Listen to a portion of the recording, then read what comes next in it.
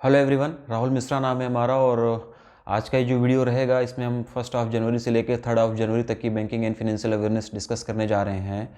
और रिजल्ट हमारा आ गया, काफ़ी लोगों का सिलेक्शन हुआ, कुछ लोगों का नहीं हुआ। तो जो भी पुरानी बातें थी उसको भूल कर और अब हमें फिर से आगे बढ़ना चाहिए। IBPS का टेंटेटिव कैलेंडर भी आज आ ही गया है, आप लोगों ने अपनी एग्ज़ाम डेट देख ली है। तो अब बिना डिले किए हुए, बिना देरी किए हुए हम लोगों को अपनी तैयारी स्टार्ट कर देनी है। तो आज हम लोग आज से अपनी चीज़ें, अपनी क्लासेस वगैरह रेगुलर स्टार्ट करेंगे। पेड बैच भी हमारा बहुत जल्दी जनवरी एंड तक आ जाएगा। कुछ लोगों ने पुराने कोर्सेज़ में भी एक्सेस कर ले लिया है, तो वो पुराने कोर्सेज़ जो थे उसको मैंने डिलीट कर दिया, वो अब आपको ऐप पर नहीं मिलेंगे। ठीक है, तो जिन भी लोगों ने पुराने कोर्सेज़ में एक्सेस ले लिया है वो मुझसे कांटेक्ट करेंगे। तो जो भी हम अभी नया कोर्स जनवरी एंड में लॉन्च करेंगे उसमें उन लोगों को मैं फ्री ऑफ कॉस्ट, मतलब क्योंकि उन लोगों ने ऑलरेडी पे कर दिया है तो वहाँ पर उनको एनरोल करा दिया जाएगा।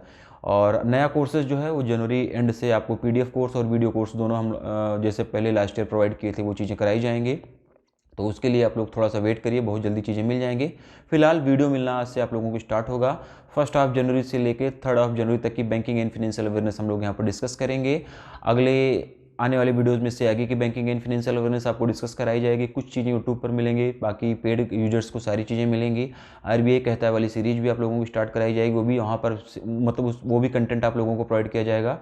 और जो भी एग्ज़ाम हुआ, जो भी हमारा रिजल्ट आया, जो भी क्वेश्चंस हमारे सामने आए, उन सारी चीज़ों को देखने के बाद में एक कंक्लूज़न यही निकलता है कि क्वेश्चन की फ्रेमिंग एग्जामिनर किसी भी तरीके से कर सकता है, लेकिन जो उसमें बताया जाता है, जो पढ़ाया जाता है, वही चीज़ें वो मेन होती हैं। उसको हमको याद रखना है, वहीं से क्वेश्चन फ्रेम होगा।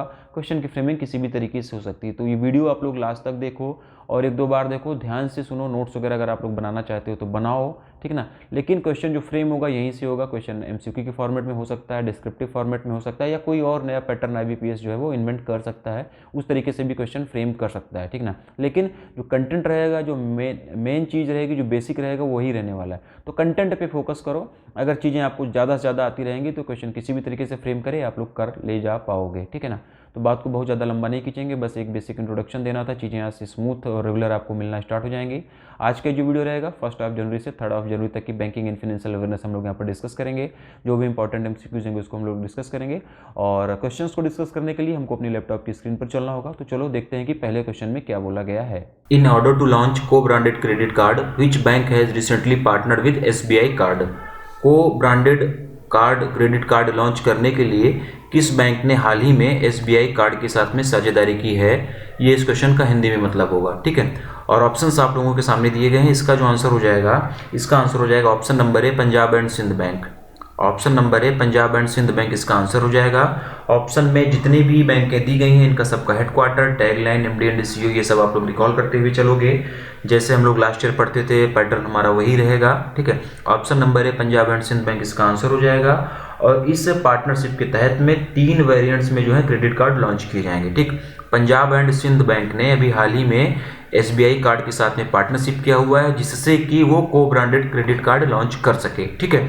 3 वेरिएंट में जो है ये क्रेडिट कार्ड जो है लॉन्च किए जाएंगे। पहले कौन कौन से रहेंगे वेरिएंट, क्या क्या नाम रहेगा उसका? तो पहला रहेगा PSB SBI कार्ड एलीट, ठीक ना। PSB SBI कार्ड एलीट, यानी कि Punjab and Sindh bank SBI card elite. दूसरा जो हो जाएगा PSB SBI कार्ड प्राइम, ठीक है। दूसरा वाला जो होगा वो हो जाएगा प्राइम, ठीक है। और तीसरा जो हो जाएगा PSB simply save SBI card. तीसरा जो हो जाएगा ये दूसरा वेरिएंट हो गया। और तीसरा जो होगा PSB simply save SBI card. इस नाम से, इस प्रकार से, इस नाम से 3 वेरिएंट में को ब्रांडेड क्रेडिट कार्ड लॉन्च किए जाएंगे पंजाब एंड सिंध बैंक के द्वारा SBI कार्ड के साथ पार्टनरशिप में, ठीक है। और किस कार्ड की कितनी ज्वाइनिंग फीस होगी ये सब जानने की जरूरत नहीं। कार्ड के क्या बेनिफिट्स होंगे, क्या क्या उसमें फायदे होंगे, वो सब जानने की जरूरत नहीं है। क्रेडिट कार्ड में बेचना नहीं है, बस इतना ही जानना है कि पंजाब एंड सिंध बैंक ने SBI कार्ड के साथ में मिलकर अभी हाल ही में पार्टनरशिप किया हुआ, जिससे कि वो को ब्रांडेड क्रेडिट कार्ड लॉन्च कर सके।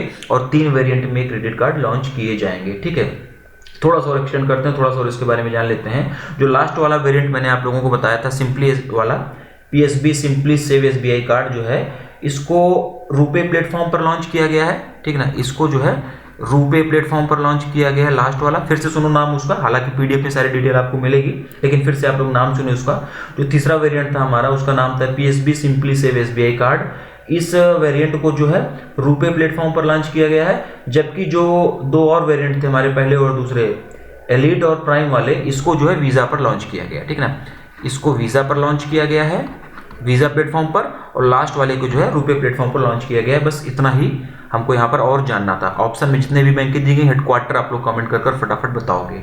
Next, how much external commercial borrowings ECB has recently been sanctioned by the Asian development bank to Shriram Finance Limited to provide vehicle loans to women entrepreneurs, ठीक है। महिला उद्यमियों को वाहन ऋण प्रदान करने के लिए श्रीराम फाइनेंस लिमिटेड को एशियाई बैंक द्वारा हाल ही में कितना बाहरी वाणिज्यिक उधार स्वीकृत किया गया है, यानी कि एक्सटर्नल कॉमर्शियल बोरोइंग की बात हो रही है, ठीक है। और इसका जो आंसर हो जाएगा 100 million USD, option number B. Option number B 100 million USD जो है इसका आंसर हो जाएगा।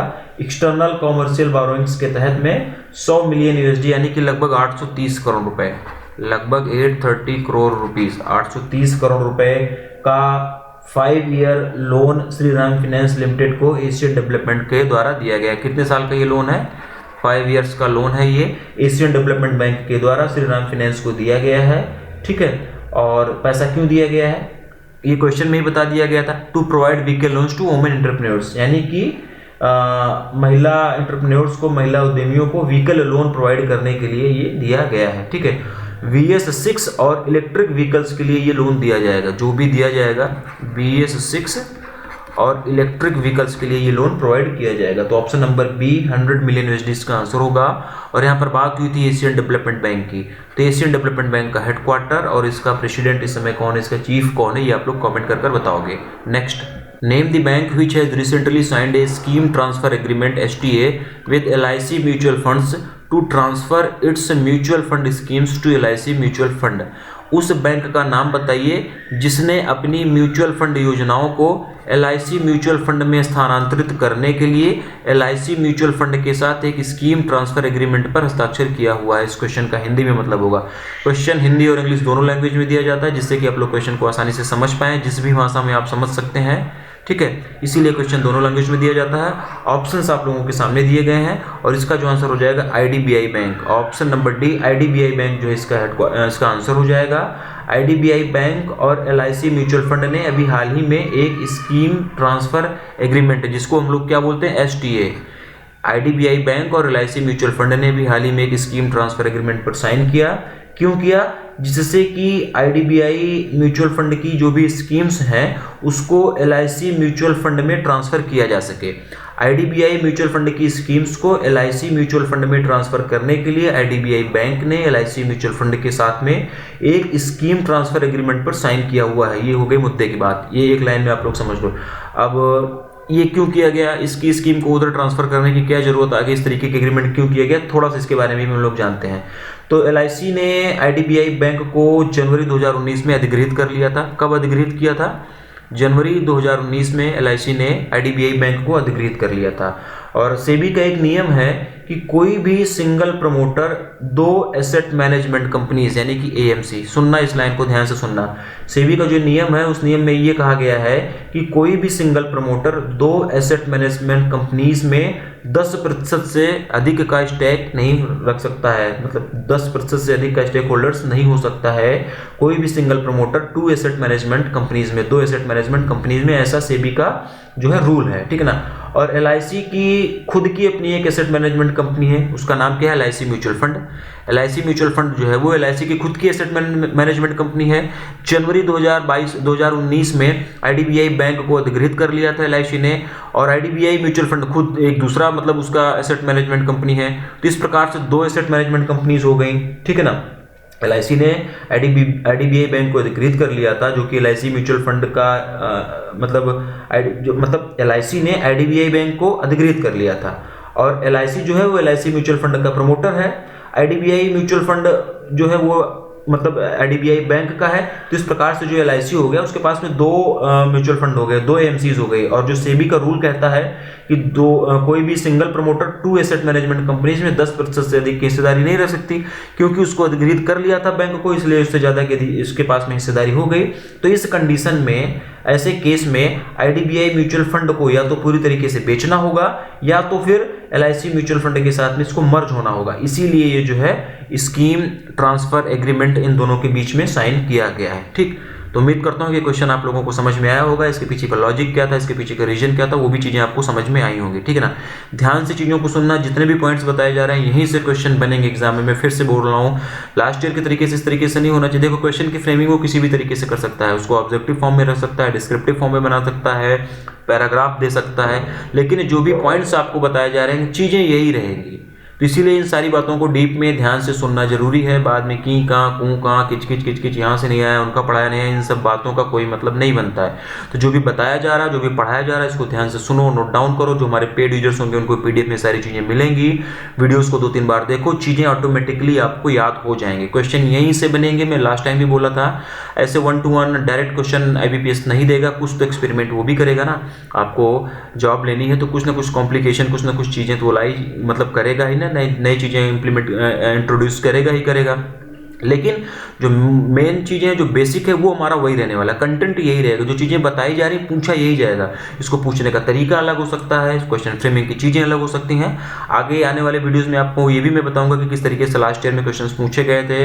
1-2 तरीके से मैं नए क्वेश्चन फ्रेम भी करने की कोशिश करूंगा कि नए फ्रेमिंग में भी आपको क्वेश्चन प्रोवाइड किया जाए, जिससे कि आपको आने वाले टाइम पर अगर IBPS कुछ भी एक्स्ट्रा चीज़ें करता है, कुछ भी चैलेंजेस आते हैं, तो आप उसको ईजिली फेस कर सको। ठीक है ना, तो इन सब चीज़ों पर काम किया जा रहा है। आने वाले टाइम पर पिछले ईयर से लास्ट ईयर से बेहतर कंटेंट प्रोवाइड करने की कोशिश आप लोगों को की जाएगी। ऑप्शन में इतनी सारी बैंकें दी गई हैं, इनका सबका headquarter, tagline, MD and CEO आप लोगों को कमेंट कर बताना होगा। क्योंकि IDBI बैंक इसका आंसर है, इसलिए मैं इसके बारे में थोड़ा सा बता दूंगा। मुंबई महाराष्ट्र में इसका हेडक्वार्टर हो जाएगा। राकेश शर्मा जो है इसके MD एंड CEO हो जाएंगे। कौन? राकेश शर्मा इसके MD एंड CEO हो जाएंगे। बढ़ते हैं नेक्स्ट क्वेश्चन की तरफ। Name the bank which has recently won the EAZ laureate award at the international olympiad of financial security in Sochi, Russia. उस बैंक का नाम बताओ जिसने हाल ही में सोची, रसिया में वित्तीय सुरक्षा के अंतर्राष्ट्रीय ओलंपियाड में EAZ पुरस्कार जीता हुआ। इस क्वेश्चन का हिंदी में मतलब, क्वेश्चन हिंदी में ना समझ में आए तो इंग्लिश में पढ़ना, इंग्लिश में ना समझ में आए तो हिंदी में पढ़ना, दोनों लैंग्वेज में दिया गया है। Option number A bank of Baroda इसका आंसर होगा। Option number A bank of Baroda जो है इसका आंसर हो जाएगा। 10 अक्टूबर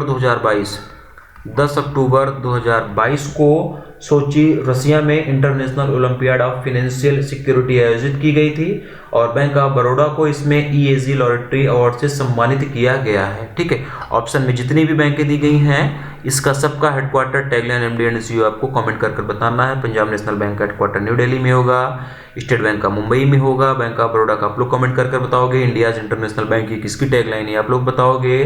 ठीक है ना, तो और भी जो बैंकों में दिए गई हैं, जो बैंकें दी गई ऑप्शन में, इनकी सबकी टैगलाइन वैगलाइन इसी टाइम पर आप लोग रिकॉल करते हुए चलोगे। Next, what is the new interest rate on the किसान विकास पत्र KVP। किसान विकास पत्र KVP पर नई ब्याज दर क्या है, ये इस क्वेश्चन में पूछा गया है। ठीक है ना, और आने वाले टाइम पर जिन भी लोगों को एग्जाम लगा हुआ है उनके लिए क्वेश्चन इंपॉर्टेंट है। ठीक है, तो ये चीज़ें ध्यान से सुनना समझना आप लोग। पहले इसका आंसर जानते हैं, फिर उसके बाद में इस क्वेश्चन को थोड़ा सा एक्सटेंड करेंगे। अच्छा क्वेश्चन है, एग्जाम पॉइंट ऑफ व्यू से भी इंपॉर्टेंट है। आने वाले टाइम में भी जो भी एग्जाम आपके फरवरी मार्च में होने वाले हैं, उन सभी के लिए ये इंपॉर्टेंट रहने वाला है। चाहे फिर वो LIC का हो, आ गया है उसका भी नोटिफिकेशन, या फिर और जो दूसरे बैंक एग्जाम लगे हुए उन सब के लिए क्वेश्चन इंपॉर्टेंट रहने वाला है। ठीक है ना, तो इसका जो आंसर हो जाएगा ऑप्शन नंबर C 7.2%।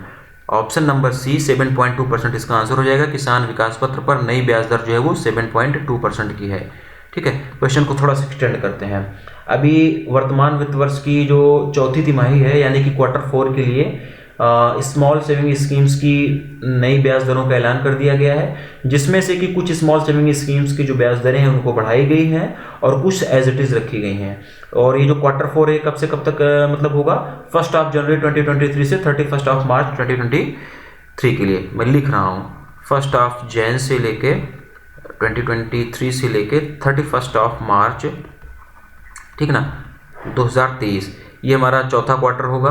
ठीक है ना, चौथी तिमाही होगी इस फाइनेंशियल ईयर की, और इसी 3 महीनों के लिए ये जो है ब्याज दरें प्रभावी होंगी। ठीक है ना, PPF सुकन्या समृद्धि योजना और सेविंग डिपॉजिट पर इंटरेस्ट रेट में कोई चेंजेस नहीं किया गया है। फिर से सुनो, PPF सुकन्या समृद्धि अकाउंट और सेविंग डिपॉजिट्स पर जो भी इंटरेस्ट रेट पिछले क्वार्टर में था वही है, उसमें कोई चेंजेस नहीं किया गया। जबकि किसान विकास पत्र जो इस क्वेश्चन में पूछा गया है, senior citizen scheme, monthly income saving scheme, ठीक है ना, एनएससी, इन सब पर इंटरेस्ट रेट को बढ़ाया गया है, ठीक है ना। इंटरेस्ट रेट क्या क्या है, कैसे कैसे, थोड़ा सा इसके बारे में भी जानते हैं। किसान विकास पत्र की बात करें जो इस क्वेश्चन में पूछा गया है, तो इस पे जो पहले इंटरेस्ट रेट था वो 7.0% का था, अब इसे बढ़ाकर 7.2% का कर दिया गया है। पहले जब इस पर इंटरेस्ट रेट 7.0% का था तब ये 123 मंथ्स में मैच्योर होती थी। अब जब इस पर इंटरेस्ट रेट 7.2% कर दिया गया है तब ये जो है 120 महीने 120 मंथ में मैच्योर हो जाएगी, ठीक। सेकंड थिंग, एनएससी की हम लोग बात कर रहे हैं, यानी कि नेशनल सेविंग्स सर्टिफिकेट। इस पे जो पहले इंटरेस्ट रेट था वो 6.8% का था, अब इसे बढ़ाकर 7% कर दिया गया। ये बात हो रही है एनएससी की, नेशनल सेविंग सर्टिफिकेट की। नोट डाउन करते हुए चलना जो लोग पेड यूजर्स नहीं है, ठीक है ना। सीनियर सिटीजन सेविंग स्कीम्स की बात करें तो इस पे पहले जो इंटरेस्ट रेट था वो 7.6% का था, अब इसे बढ़ाकर 8% कर दिया गया है। सारी चीज़ों को नोट डाउन करना, याद करना, क्वेश्चन यहाँ से फ्रेम होगा। मंथली इनकम अकाउंट स्कीम की बात करें तो 6.7% इस पर पहले इंटरेस्ट रेट हुआ करता था और अब इसे बढ़ाकर 7.1% कर दिया गया है, ठीक है ना। और बाकी भी जो और इंटरेस्ट रेट हैं उनकी डिटेल्स जो है वो पीडीएफ में आप लोगों को प्रोवाइड कर दी जाएंगी, वहाँ से आप लोग याद करना। यहाँ पर जो जो जरूरी था वो आपको बता दिया गया, वहाँ से एक बार आप पढ़ेंगे तो चीज़ें आपको याद हो जाएंगी, ठीक ना। और क्वार्टरली बेसिस पर स्मॉल सेविंग स्कीम्स का इंटरेस्ट रेट जो है वो गवर्नमेंट ऑफ इंडिया के द्वारा रिव्यू किया जाता है, यानी कि साल भर में 4 बार 3-3 महीने के लिए जो है किया जाता है। जैसे अभी जो ये रिवाइज किया गया है 1 जनवरी 2023 से लेके 31 मार्च 2023 के लिए है, और इसमें जो पूछा गया तो उसका आंसर 7.2% हो जाएगा। तो ऑप्शन नंबर सी इसका आंसर होगा। इस क्वेश्चन की काफ़ी इन्फॉर्मेशन आपको यहाँ पर बताई गई, जो थोड़ा बहुत और रह रहा है वो आपको पीडीएफ में प्रोवाइड किया जाएगा, तो वहाँ से पढ़ना आप लोग, चीज़ें आपको याद हो जाएंगी। वीडियो को 1-2 बार देखा करो, ठीक है ना। 1-2 बार अगर वीडियो देख लोगे तो पीडीएफ में चीज़ें आसानी से पढ़ने से रिवाइज हो जाएंगी और वीडियो में ही सारी चीज़ें आपको, मैक्सिमम चीज़ें आपको याद हो जाया करेंगी। Next, name the bank which has recently introduced the quick response code bill payment system for Chamundeshwari electric supply corporation limited in Mysore Karnataka. उस बैंक का नाम बताओ जिसने हाल ही में मैसूर कर्नाटका में चामुंडेश्वरी विद्युत आपूर्ति निगम लिमिटेड के लिए त्वरित प्रतिक्रिया यानी कि क्यूआर कोड बिल भुगतान प्रणाली शुरू की है। और इसका जो आंसर हो जाएगा option number B, Indian Bank. Option number B, Indian Bank जो है इसका आंसर हो जाएगा। 1 लाइनर क्वेश्चन ये रहेगा, जितने भी बैंकें दी गई हैं इसका हेडक्वार्टर, एमडी एंड सीईओ और इसकी टैगलाइन, ये आप लोग कमेंट कर बताओगे। Next, how much amount of loan agreement has recently been signed between the government of Tripura and Asian development bank to strengthen and improve power distribution efficiency in Tripura. Tripura में बिजली वितरण दक्षता को मजबूत करने और सुधारने के लिए हाल ही में त्रिपुरा सरकार और एशियाई विकास बैंक के बीच कितनी राशि के ऋण समझौते पर हस्ताक्षर किए गए? क्वेश्चन बढ़िया है। अभी हाल ही में एशियन डेवलपमेंट बैंक और त्रिपुरा गवर्नमेंट के बीच में एक लोन एग्रीमेंट साइन किया गया है। क्यों साइन किया गया ये क्वेश्चन में बता दिया गया है, जिससे कि त्रिपुरा में पावर डिस्ट्रीब्यूशन को और ज़्यादा मजबूत किया जा सके और ज़्यादा उसको एफिशिएंट बनाया जा सके, ठीक है। और कितने का वो लोन अमाउंट है ये इसमें पूछा गया है। तो ऑप्शन नंबर है 2275 करोड़ रुपए इसका आंसर हो जाएगा, ठीक है। ऑप्शन नंबर ए 2275 करोड़ रुपए इसका आंसर हो जाएगा। लोन अमाउंट कितना है ये याद रख लेना, किसके किसके बीच में एग्रीमेंट हुआ है ये याद कर लेना, क्यों एग्रीमेंट हुआ है जो कि क्वेश्चन में बताया गया, ये चीज़ें याद रखना, बस इससे ज़्यादा और कुछ याद करने की ज़रूरत नहीं है जी। और ये जो 2275 करोड़ रुपए का अमाउंट है इसको थोड़ा सा इसका बाइफर्केशन कर लेते हैं। तो 1820 करोड़ रुपए ये जो है ये सेंट्रल गवर्नमेंट के यानी कि गवर्नमेंट ऑफ इंडिया के सेंट्रल गवर्नमेंट के द्वारा दिया जाएगा। और जो रिमेनिंग 455 करोड़ रुपीस है ये जो है त्रिपुरा गवर्नमेंट के द्वारा दिया जाएगा। किसके द्वारा दिया जाएगा? त्रिपुरा गवर्नमेंट के द्वारा। तो ये भी आप लोग याद रख लेना, मतलब इसको भी याद रखने की कोशिश करना। 2272 करोड़ रुपए का टोटल लोन एग्रीमेंट साइन हुआ है। इसमें से जो है 1820 करोड़ रुपए government of India central government के द्वारा दिया जाएगा। 455 करोड़ रुपए जो है त्रिपुरा गवर्नमेंट के द्वारा रिपे किया जाएगा, ठीक ना। दोबारा जो लोन लेते हैं तो उसको देना होता है ना, तो कौन सा अमाउंट किसके किसके द्वारा दिया जाएगा, कौन सा अमाउंट भारत सरकार के द्वारा दिया जाएगा, कौन सा अमाउंट जो है त्रिपुरा सरकार के द्वारा दिया जाएगा, दोनों चीजें यहाँ पर आप लोगों को बता दी गई। ऑप्शन नंबर ए 2275 करोड़ रुपए इसका आंसर होगा। अगला और लास्ट क्वेश्चन देखेंगे हम लोग इस वीडियो का। By which name the Ministry of Rural Development has recently launched a challenge inviting ideas, solutions and actions to transform the rural economy. किस नाम से ग्रामीण विकास मंत्रालय ने हाल ही में ग्रामीण अर्थव्यवस्था को बदलने के लिए विचारों, समाधानों और कार्यों को आमंत्रित करने के लिए एक चुनौती शुरू की, यानी कि एक चैलेंज को इनिशिएट किया हुआ है। क्वेश्चन फिर से पढ़ो। By which name the Ministry of Rural development has recently launched a challenge inviting ideas, solutions and actions to transform the rural economy।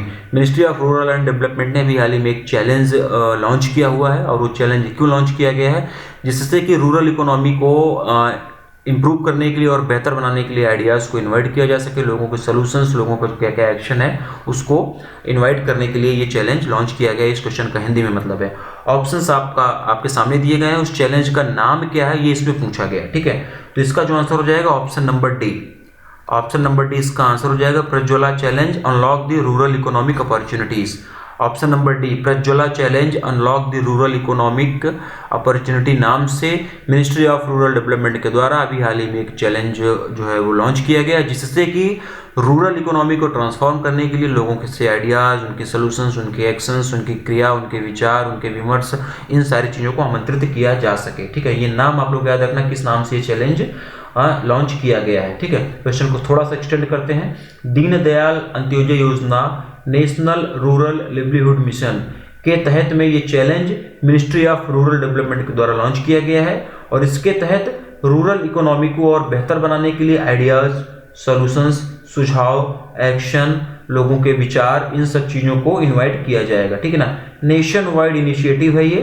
29 दिसंबर 2022, ये डेट याद रखो, 29 दिसंबर 2022 से लेकर 31 जनवरी 2023, डेट याद रखना, 29 दिसंबर 2022 से लेकर 31 जनवरी 2023 तक लोगों के सुझाव, आइडियाज़ मांगे गए हैं, ठीक है ना। इस ड्यूरेशन में, 1 महीने के ड्यूरेशन में लोग अपने सुझाव, अपने आइडियाज़ देंगे, और जो भी टॉप 5 आइडियाज़ होंगे, जिसका भी विचार, जिसका भी सुझाव गवर्नमेंट को पसंद आएगा, उनके जो टॉप 5 लोग होंगे, यानी कि टॉप 5 आइडियाज़ को 2-2 लाख रुपए के हिसाब से रिवॉर्ड दिया जाएगा। मतलब कि सभी को 2-2 लाख, ऐसा नहीं कि 2 लाख पाँचों को मिला के दिया जाएगा, नहीं।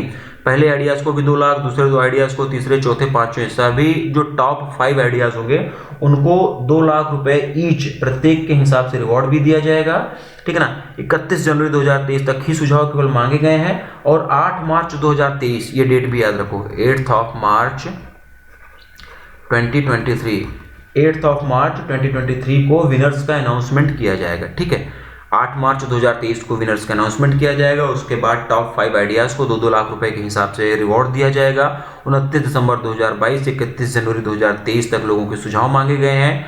Prajwala challenge unlock the rural economic opportunity, इस नाम से मिनिस्ट्री ऑफ रूरल डेवलपमेंट के द्वारा एक चैलेंज मतलब लॉन्च किया गया है, जिससे कि रूरल इकोनॉमी को और ज़्यादा बेहतर बनाने के लिए, उसमें ट्रांसफॉर्मेशन के लिए लोगों के आइडियाज, सोल्यूशंस, इन सबको मांगा गया है, ठीक है। तो ऑप्शन नंबर डी इसका आंसर हो जाएगा, ठीक। तो बस आज का वीडियो हम लोग यहीं पर वाइंड अप करेंगे। आज हम लोगों ने फर्स्ट क्वेश्चन से लेकर 8th क्वेश्चन तक यहाँ पर डिस्कस किया, और ये 1 जनवरी से लेकर 4 जनवरी तक की 3 जनवरी तक की चीज़ें थी। अगले वीडियो में हम लोग 4 जनवरी से आगे की चीज़ें पढ़ेंगे। कोर्सेज लॉन्च कर दिए जाएंगे जनवरी एंड तक, PDF वीडियो कोर्स जो भी होगा आपको बता दिया जाएगा, वहाँ से आप लोग कोर्सेज को परचेज कर सकते हैं। अपनी पढ़ाई आप लोग जोर शोर से स्टार्ट करके रखिए। वैकेंसीज, नंबर ऑफ वैकेंसीज कम होती हैं, ये सबको पता है, तो इन सारी चीज़ों को ध्यान में रखते हुए पढ़ाई स्टार्ट करिए। चलो मिलते हैं अपने अगले वीडियो में।